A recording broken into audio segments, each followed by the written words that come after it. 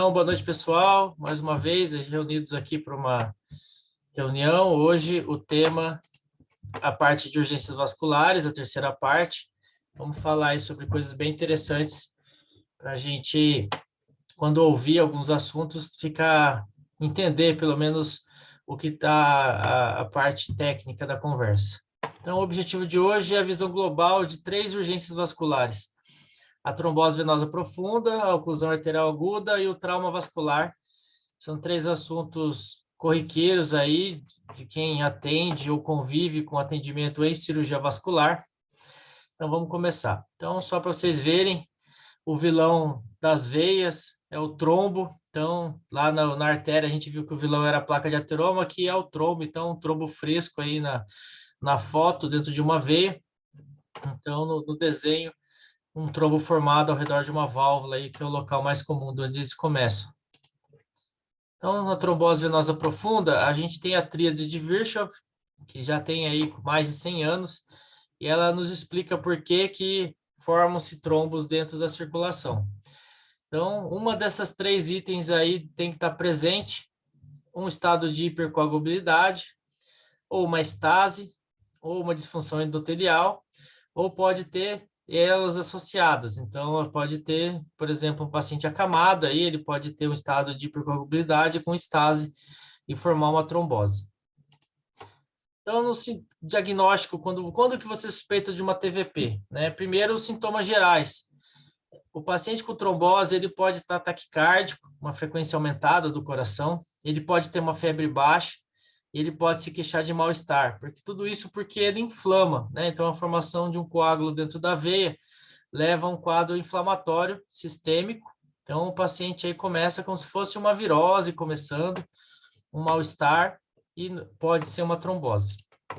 Então, quando você observa uma perna com trombose, na inspeção você vai perceber que tem alteração da cor, porque a trombose venosa, então, ela obstrui o fluxo venoso. Então, acontece a congestão venosa, acúmulo de sangue naquele local. Então, tende a ficar arroxeado, azulado, e o corpo tenta arranjar um caminho para o sangue voltar. Já que a avenida principal está obstruída, então ele vai tentar voltar aí pelas rodovias vicinais, aí, pelas menores. Então, aparece a circulação colateral, mas nem sempre isso consegue, de imediato, conseguir fazer o sangue voltar. Então, aí vem o edema. O edema aí seria o desbalanço entre o que vai para um local e o que volta, então acaba acumulando e dá o edema. Na palpação, a gente tem aí as alterações causadas por esse edema, então o aumento da consistência muscular, uma dor à palpação do músculo e uma dor à palpação de trajetos venosos que estão dilatados, além do que eles estavam acostumados, então eles podem doer. E existe um sinal famoso, um sinal de Romans, que seria quando a gente faz uma dorsiflexão do pé. A gente vira o pé para cima, empurra o pé para cima, a pessoa queixa de dor na panturrilha.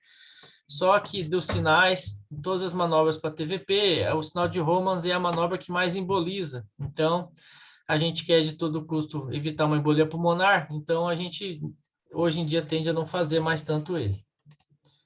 Então, no exame físico, aí na inspeção, a gente tem 2 tromboses, a gente chama de flegmásia, que é quando tem um comprometimento da circulação macrovascular. Então, a gente vê do lado esquerdo a alba, que é o membro branco, que está pálido, não chega o sangue, e do lado direito a cerúlea, aí, que é arroxeado, que é o sangue bloqueado, não consegue sair do membro, então fica bem arroxeado, porque não tem tanta circulação colateral. Então, ele é a flegmásia cerúlea, que chama. Então, no ultrassom, vocês lembram da última reunião, qualquer doença vascular, a princípio, se você suspeitou dela, o primeiro exame que você vai pedir de rastreamento é o ultrassom, né? Então, suspeitou de aneurisma de aorta, é o ultrassom. Suspeitou de doença na carótida, é o ultrassom. Suspeitou de trombose, é o ultrassom. Então, o ultrassom duplex, ele mostra para a gente aí esse local aí na virilha, que é onde chega essa fenda na veia femoral, que a gente chama de sinal do Mickey, né? Então, parece um pedacinho do Mickey Mouse aí. Aparece o trombo dentro da veia. Então, o ultrassom é o exame de rastreio para a trombose. Então, a gente olha aí 2 fotos, né? Na esquerda, o trombo aparecendo, e na direita, o fluxo, o colorido aí passando ao redor do trombo, né? Então, o ultrassom ele vê muita coisa. Então, novamente, aí o sinal do Mickey, então a safena chegando, o trombo com fluxo parcial. Em cirurgia vascular, sempre que a gente quer o melhor exame possível para um território, a gente costuma falar que é aquele território seguido da palavra grafia. Então, no caso da veia, é a flebografia, né? Se fosse na artéria, seria a arteriografia. E se fosse no linfático, seria a linfografia. Então, a flebografia então, é o padrão ouro para o estudo da trombose. É o melhor exame, mas ele é invasivo, usa contraste, radiação, então a gente fica no ultrassom mesmo. O ultrassom já é o suficiente.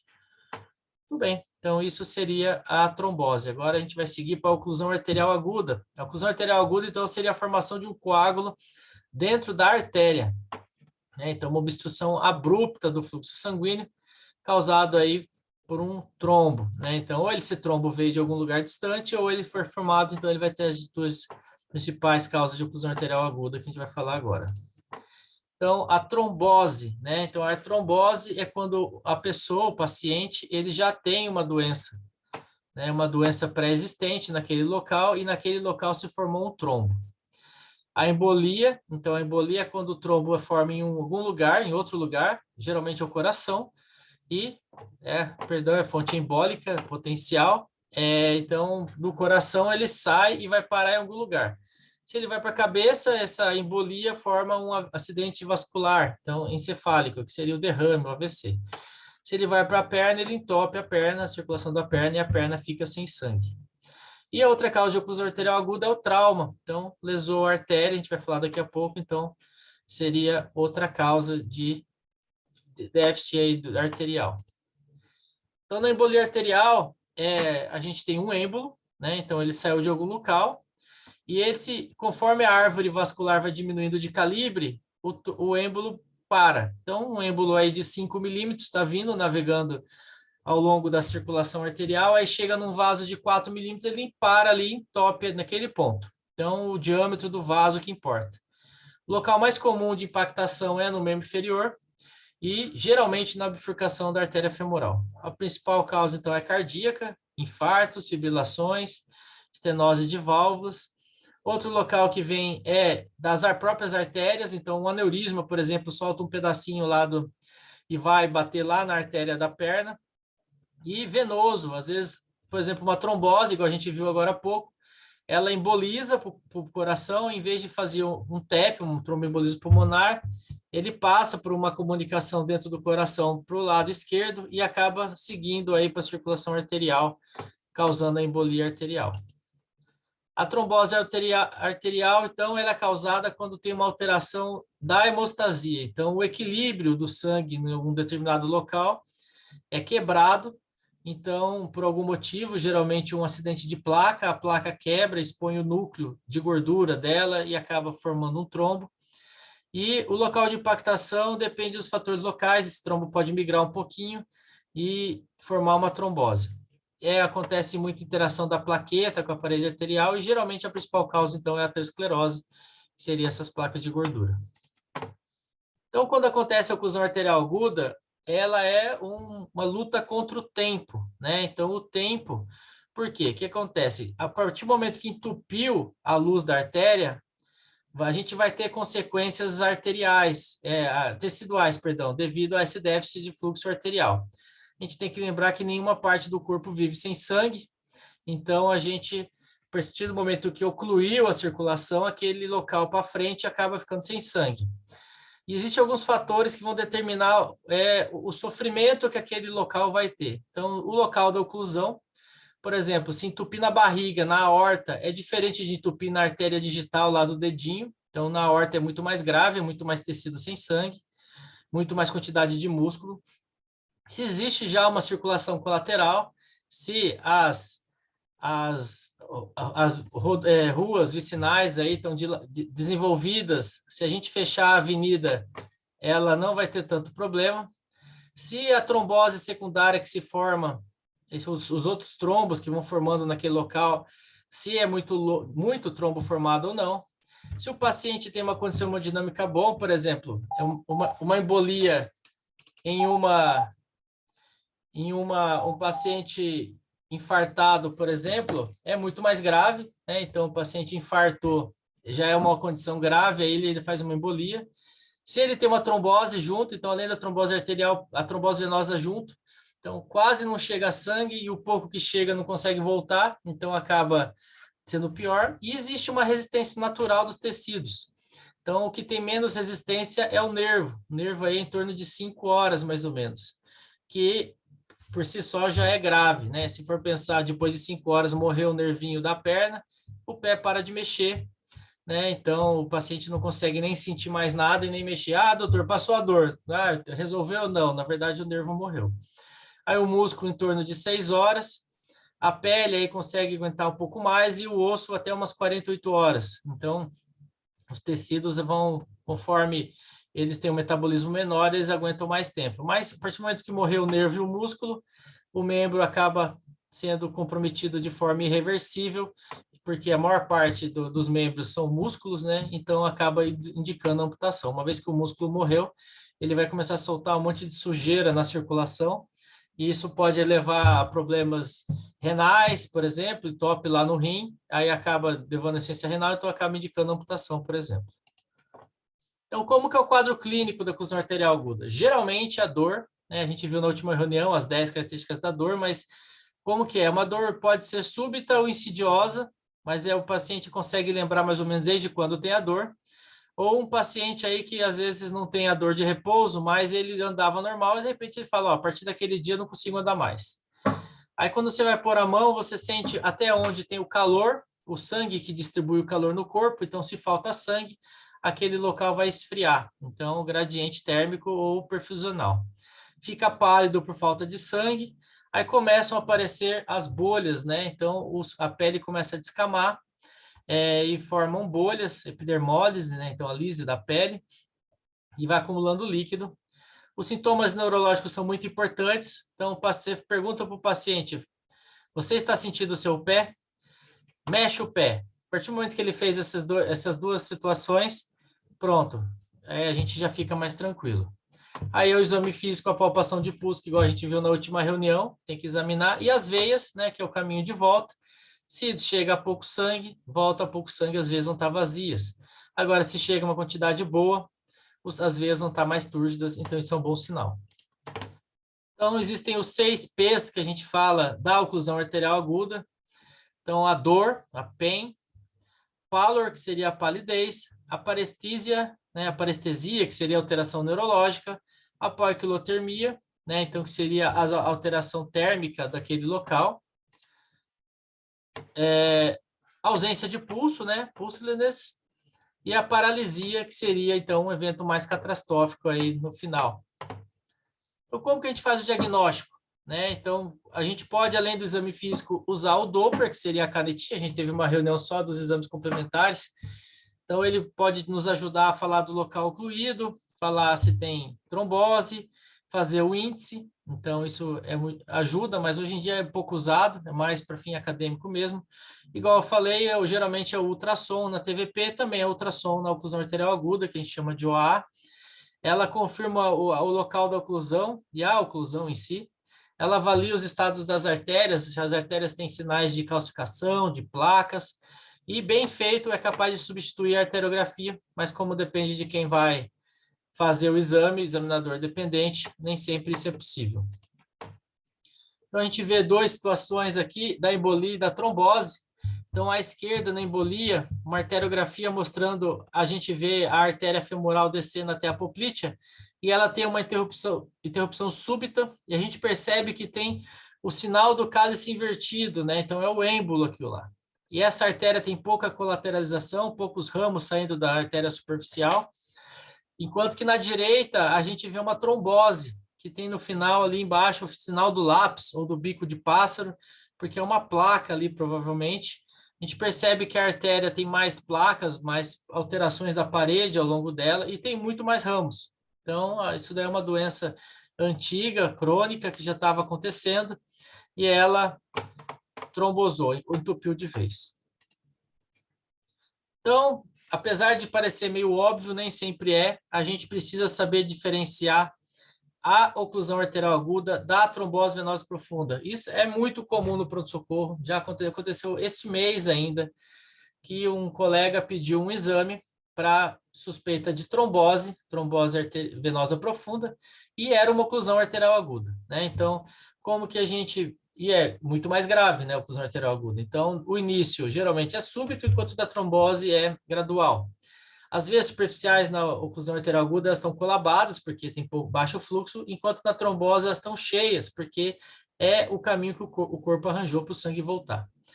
Na oclusão arterial aguda não tem edema, muito difícil, então, e é presente na trombose por causa da congestão. O sangue chega e não consegue voltar.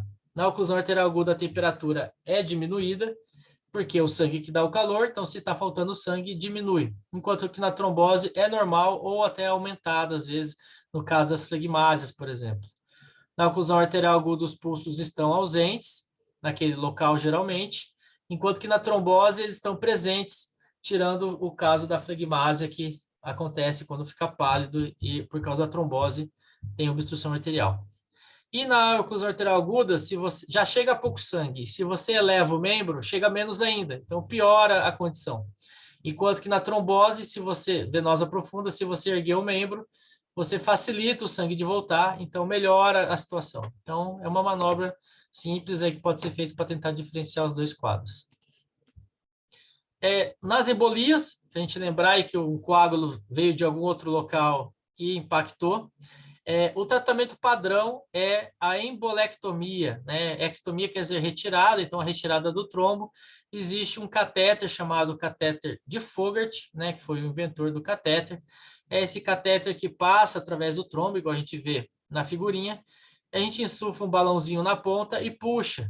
E a gente, por um orifício, a gente tira o trombo. Então, é tipo um desentupidor de artérias mesmo. Então, é genial a invenção do Fogarty. Um catéter simples aí que resolve muita coisa. Mas tem que lembrar que ele tem que ser usado para situações de embolia. Não tem como usar a embolia, o catéter na trombose, né? A trombose é uma alteração local. Então, se há indicação aí de um catéter de Fogarty numa trombose, é capaz até de piorar a condição. É aquele paciente que passa o Fogarty e no dia seguinte ele entope. Provavelmente era uma trombose e foi passado um catéter de Fogarty, de embolectomia.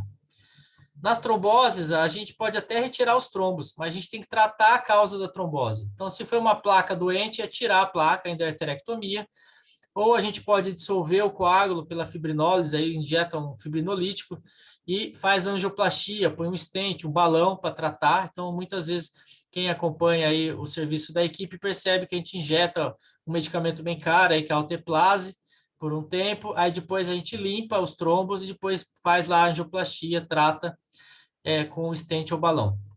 Se a gente não consegue tirar o trombo, nem tratar a causa da trombose, a gente tende a desviar o fluxo de sangue. A gente faz uma ponte, enxerto, né, um bypass, a gente pula aquele ponto obstruído e entrega o sangue lá na frente. Mas geralmente a gente prefere atualmente fazer aí a fibrinose com angioplastia, e além de ter menos morbidade, aí não tem corte, faz tudo endovascular, a taxa de sucesso é muito alta. Muito bem, essa é a parte de oclusão arterial aguda. Agora vamos discutir a parte de trauma vascular. É a última parte, é bem interessante, a gente vai ver. Então, trauma vascular é qualquer aí alteração da circulação causada por um agente externo.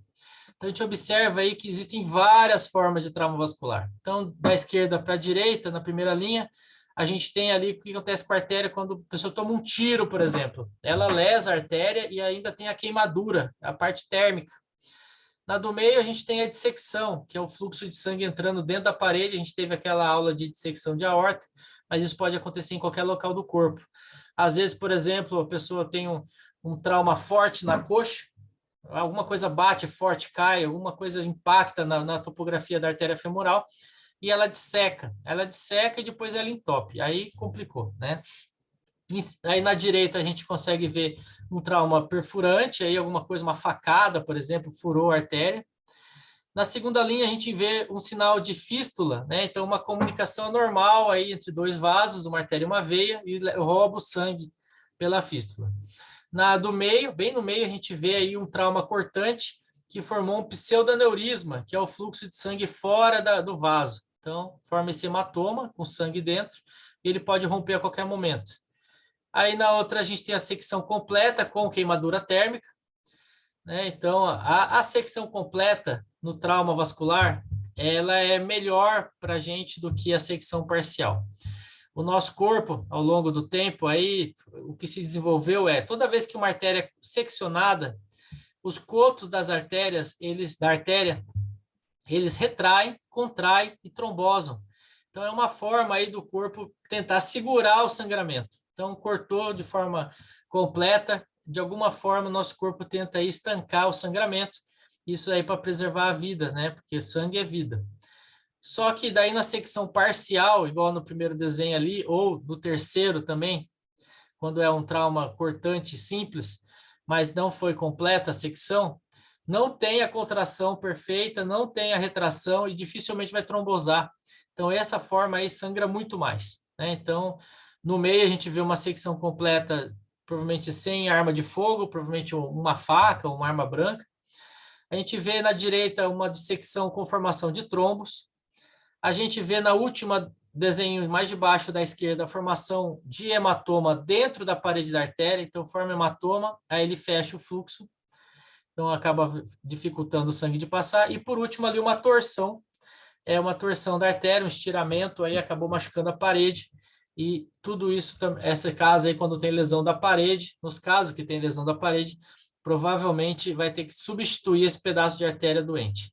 Quando é uma secção simples, aí uma faca, por exemplo, a gente consegue aproximar os dois cotos, limpar os trombos e fazer a sutura, a costura, unir os dois cotos das artérias de forma primária. Se machucou de forma importante, igual na arma de fogo que queima os cotos das artérias, aí a gente tem que substituir.